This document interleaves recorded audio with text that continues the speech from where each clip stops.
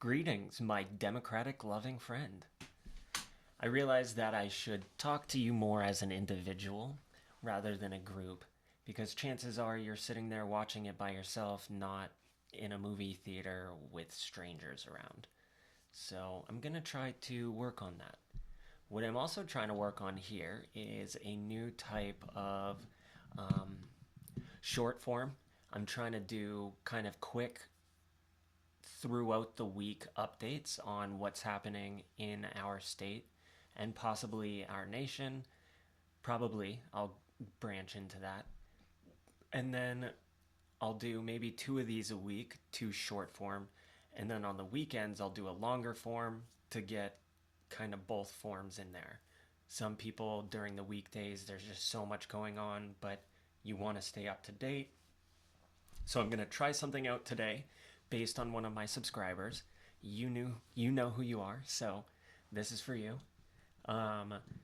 So this is all new. Let me know how you find it, how it runs. Does it go smoothly? Do you like it? Do you want more short form, or do you prefer long form? All of those in the comments below, because they will help in future videos. So, getting right into it, I'm going to try to keep this video short, like I said. So I'm just going to cover the different things going on in our state. The battle is on between Maine growers and invasive worms by Julia Bailey, November 12th, 2023, from Bangor Daily News. So apparently there's been these worms from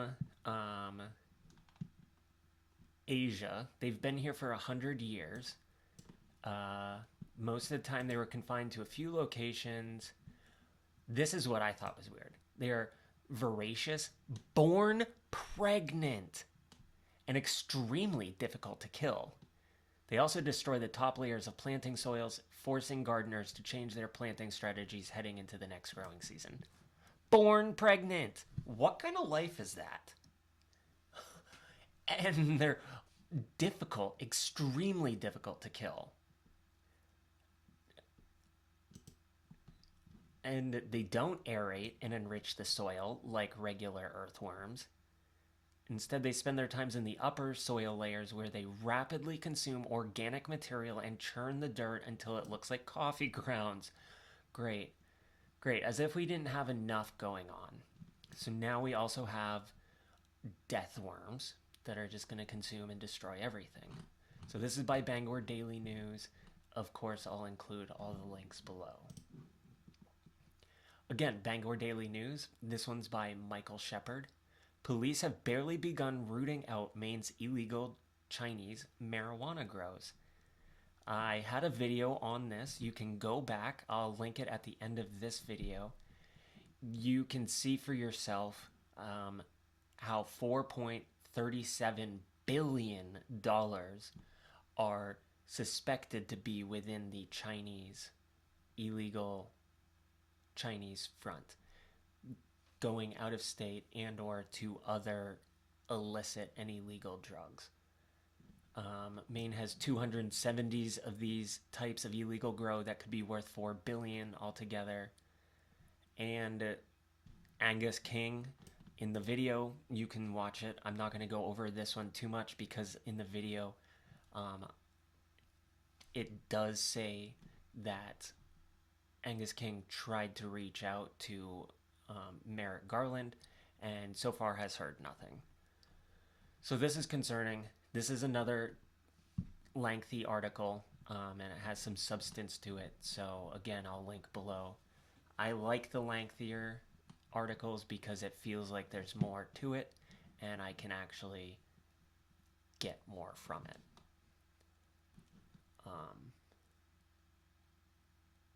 Okay, that's out of order. So now, this is from the Washington Examiner. I saw this covered in a couple articles, and then when I looked on YouTube, it showed me like 3 different videos of different main media outlets covering it. All of the coverage that I've seen is like 300 to 500 words, or 1 to 2.5 minutes long. Apparently this happened in May, but we're only really hearing about it now. And it affects 1.3 million people worldwide, I think.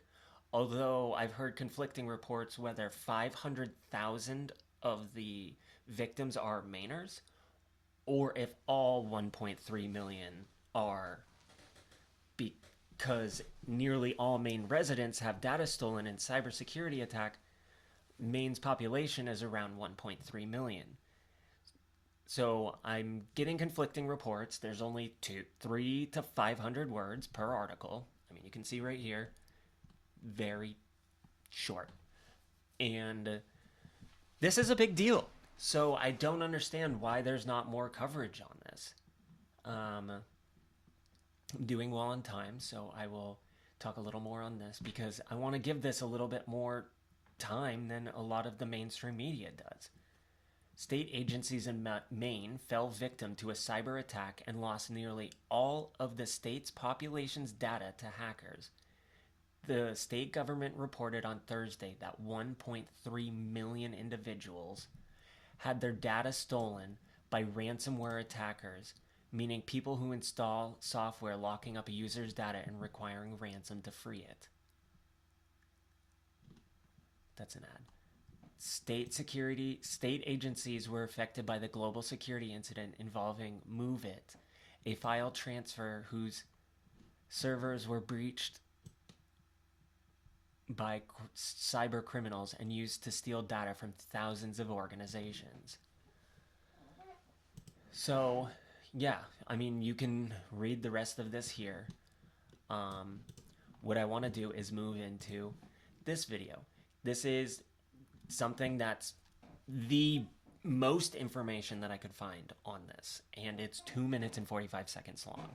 So I might go over the 10-minute mark because there's a few more things that I want to cover, but I think this is important. I'll make it under 15 minutes. Hundreds of thousands of Mainers are impacted now by a data breach by an app that is used all around the globe. Good evening, everyone. I'm 𝗦𝗨𝗕𝗏𝗦𝗖𝗥𝗑𝗕𝗓. And I'm Samantha York, in for Amanda Hill. The app is called 𝗦𝗏𝗏𝗏𝗏𝗏, and the state says it's detected that more than 1 million people are being impacted. There are ways to find out if you are one of those people. There are ways also to protect yourself from these hacks right now. Here's News Center Maine's Jack 𝗦𝗦𝗓𝗏. It's one of the largest hacks in history. University of Southern Maine professor 𝗦𝗧𝗏𝗧𝗏𝗏𝗏𝗏 says this hack with the file transfer app 𝗦𝗏𝗏𝗏𝗏𝗏 is no joke. So it wasn't surprising to me to see that Maine happened to be struck by this malicious act. You should take her word for it. I have 24 years in the Army doing IT and securing information at the highest levels. So people better pay attention to you. But all jokes aside, here are the facts. It's an international hack. Approximately 1.3 million people are affected, with more than 500,000 of those as Maine residents. Hi there. I just saw the news on the data breach. Steer me in the right direction so I can find out more about this story. Our phones in the newsroom are full of viewers wanting to learn more. These kinds of hacks happen a lot. Half of the data breach impacted Maine's Department of Health and Human Services. And if these hackers don't have your passwords or direct bank information, they will use whatever small information they have on you to make custom emails and texts direct to your inbox. But when you hover over their link, you can see that their actual ID is some stupid person at gmail.com. And so, then you can block that person. Do not click any links, and do report it to the Maine Attorney General's office. The FBI is finding that less than 12% of people who are impacted by a scam or a hack like this report the crime. And even if you're not impacted by this hack, Lori says it's a good reminder to keep shop. Watch your accounts. Look for suspicious activity in your accounts. If you're someone who tends to reuse passwords, this is a good time to think about using a password manager. Try switching up your passwords or check up on your credit reports. But most importantly, stay vigilant. In Portland, Jack 𝗦𝗦𝗓𝗏𝗏𝗏𝗏𝗏, News Center, Maine. Now, the state did set up a website to help you find out if you are affected by the breach. We have a link to that and more information on our website and app. You can also text the word breach to 828-6622, and we'll send that information right to your phone. Okay, so that's what they had to say about that. It happened in May, and we're hearing about it in November, and it affects nearly all of us. And then there's 3 to 500 words in an article telling us. So I'm not impressed. Not impressed. I'm going to try to look more into that and get more information because it seems like no one else is. That's part of the recording. All right, continuing on, this is again from Bangor Daily News. In the Wild West of Maine Solar, complaints build against this company.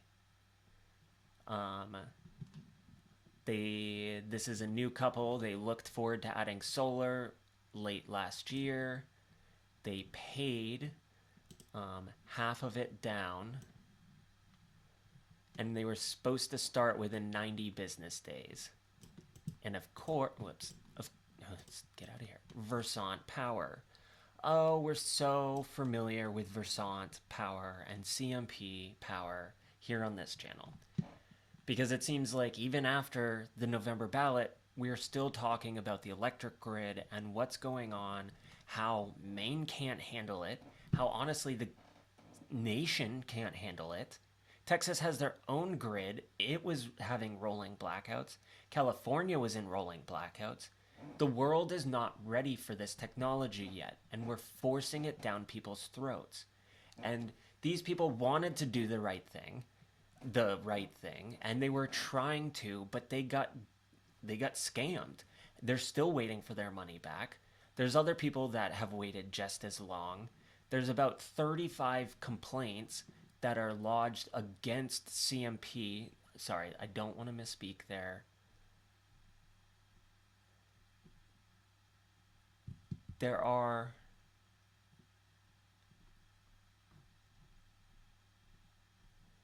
yes, this was a good lengthy article.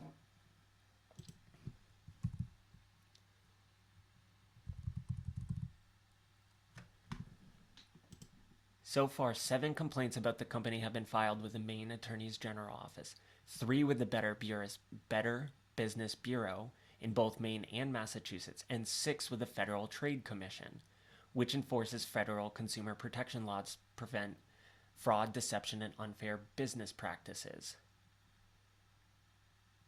So, let me get out of that. Governor Janet Mills in February set an aggressive new goal of getting all Maine's electricity from renewable energies by 2040. Some 142,000 Maine homes were powered by solar as of the second quarter of this year. Almost 9% of the state's electricity. Like, we're not ready for this. So, I don't want to get too deep into any of these, so we're going to move on. Tell me what you want me to focus on more of, and I will in the long-form videos at the end of the week. Really quickly, this came out the 13th, so that came out today. Maine could get first nor'easter of the season this weekend, which is no surprise. I just kind of wanted to cover that because it's not anything political, which is always a little nice. This can be stressful because we may not be ready for it. My chicken coop, personally, I need to do some work on it to get it winter ready, because who likes cleaning out the chicken coop in the winter? And if there's a few things I can do now, then I want to do it. Other than that, I guess outside for me is pretty much buttoned up. Here we have Maine woman wins $2 million Powerball prize by Ariana St. Pierre from WGME 13. I feel bad for this woman. I mean, here it says a West Enfield woman had a dream come true in October when her Powerball ticket won $2 million. I mean, seems great, but honestly, the people that win lotteries and Powerballs, their stories seem to end horrifically. I would rather just work for my money, grind, save, and not play for luck. Hopefully it works out for her. But you always have cousins that show out of the woodworks when this happens. So I wouldn't be too surprised. Really quickly, we're going to finish up here. Municipalities across the country are dealing with an unprecedented homelessness situation. In Maine, it's most visible in the city of Portland, and now there is a new move to help alleviate some of that burden. Vesta Housing and Preble Street are now under contract to build a new housing first property in Portland. The two agencies' leaders announcing just today that they are under contract to purchase the site of the old Oxford Street shelter. The plan is to demolish that building and start fresh there. The new building, they say, will have 30 units for single people who are chronically homeless and suffering with substance use disorder. Preble Street will have at least 2 social workers on site at all times to help residents when they need it. They say the location is ideal for everyone involved.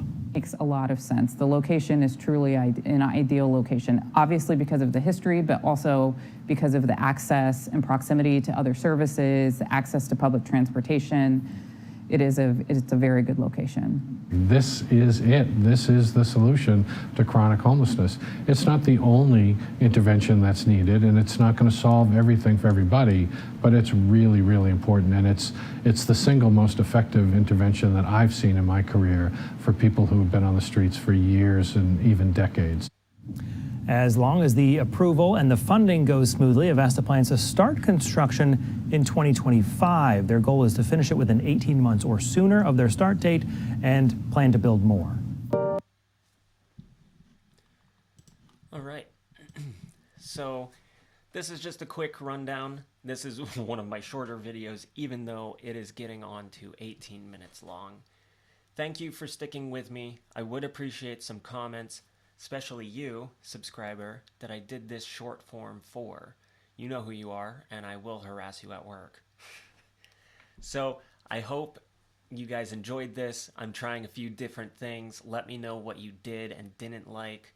All of the feedback helps. Go ahead and hit the smash the subscribe button if you haven't already.